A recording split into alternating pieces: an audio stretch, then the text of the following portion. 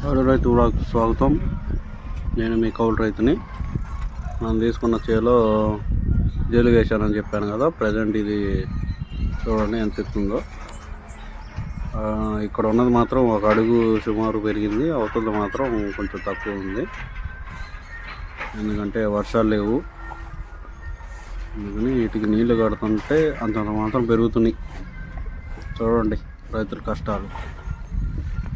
నీళ్ళు ఉన్న వాళ్ళం ఎట్లా నీళ్ళు లేకుండా కొంతమంది రైతులు పత్తి వేశారు, చాలా ఇబ్బంది పడుతున్నారు వాళ్ళు నీళ్ళు లేక.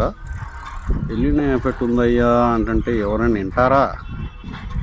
అవుతున్న పత్తి వేసి అదేసి ఒకటి పూత మీద ఉంది, ఒకటి కాయ మీద ఉంది, నీళ్ళు లేవు. వేయడం ఎందుకు, ఇబ్బంది పడ్డం ఎందుకు? ఎంత ఖర్చు ఒక్కోదానికి, ఎకరానికి ట్రాక్టర్ అని విత్తనాలని చెప్పండి రైతులు.